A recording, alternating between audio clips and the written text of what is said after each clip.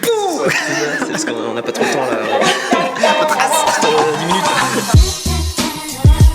Moi je m'appelle Ludovic, je suis développeur front-end chez Numberly. Et moi c'est Assir, je suis développeur mobile et full stack chez Numberly.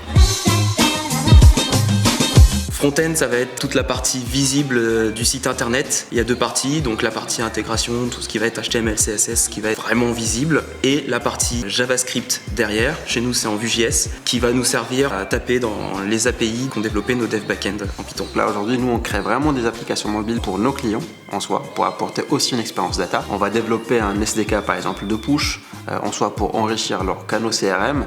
Et à côté de ça aujourd'hui, on va apporter de l'expertise PWA par exemple, pour être très mobile first sur le web. Et pour alimenter tous ces outils, en fait, on va développer des web services en Python, en Node, en Go, en Golang pour les plus intimes.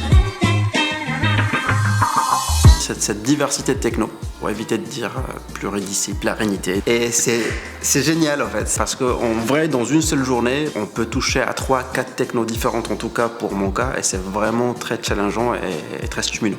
Moi pour mon cas, c'est plus la diversité des projets, et du coup plein de domaines différents. Ça nous permet d'utiliser des nouvelles librairies, de découvrir de nouvelles choses, et ça c'est cool. Café ? Pas mal. Moi, ce qui me fait lever le matin, c'est lui.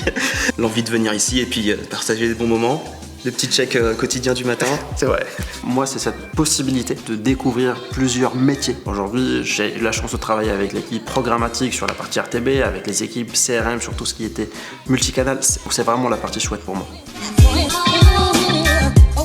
Curieux, être sympa, de bonne volonté et d'être sérieux. Et la jouer collectif et nous payer le petit déj tous les mardis par exemple. Faut pas forcément être un crack à 100%, nous on est beaucoup plus sur de l'humain en tout cas, sur de la volonté d'apprendre et de progresser. Notre vision sur l'open source est très importante et les gens y adhèrent parce qu'aujourd'hui, toute cette nouvelle vague de développeurs, toute cette nouvelle génération aujourd'hui croit plus à l'open source. L'open source, c'est un miracle de la vie. Vu qu'on est assez appliqué là-dessus, moi en tout cas, je fais pas mal de petits snippets, soit sur JS Fiddle ou CodePen. Il y a d'autres équipes qui contribuent un peu plus généralement à des projets, on va dire, de plus grosse envergure. Vive l'open source quoi. En fait, on a une idée très simple de l'open source. On n'est pas que consommateur de l'open source, on va venir y contribuer aujourd'hui. Ça veut dire que quand on peut ouvrir des choses à tout le monde pour utiliser ce que nous on a développé professionnellement, on le fait. On va utiliser l'open source aujourd'hui comme tout le monde, mais au-delà de ça, c'est quand on peut ajouter notre petite brique pour aider les autres, vraiment on le fait. Et on a des contributeurs à tous les niveaux, dans toutes les technos, je pense qu'on l'a cité depuis le début. On a ou créé nos propres libs, ou on y a participé, mais on est très actif. Il y a une autre façon d'être actif aujourd'hui au niveau de la communauté, c'est via les meet-up, c'est via les confs. On assiste vraiment à l'ensemble des confs qui touchent aux technos qu'on utilise aujourd'hui au quotidien. Quand on te pose une question dans un discours comme ça, tu as l'impression qu'on joue à qui a la meilleure blague, mais cette ambiance globale, ça va de dire que la tech en elle-même, c'est pas une finalité, mais un moyen, c'est cette bienveillance au global, c'est un cadre aujourd'hui qu'on a. Cette possibilité aujourd'hui d'être un acteur du moment qu'on a envie de le faire en fait. C'est que toute personne aujourd'hui qui souhaite participer à une prise de décision, en fonction de ses affinités et du scope qu'elle peut apporter tout le reste, elle peut le faire en fait. Qu'elle ait 12 ans d'expérience ou 6 mois d'expérience, c'est pas un critère. Déjà, les canapés sont plutôt pas mal.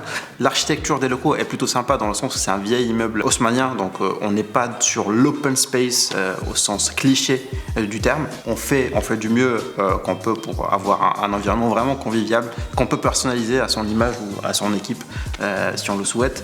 Et la vie, elle est plutôt animée. Ça passe par les locaux forcément. Il y a plein de gens qui bossent justement sur le bien-être au travail. Au niveau de l'activité, il y a des apéros, il y a des soirées, il y a des petits événements. Oui, c'est vrai, il y a des tournois de poker. Voilà. Ici, vous avez les 2 premiers du dernier tournoi de poker. C'est vrai. C'est vrai, réunis. C'est mon responsable, forcément, je le laisse gagner. Parce que, faut bien maintenir les bonnes relations, quoi. Double clap comme ça. Okay. Au revoir. C'est bon, on a fini.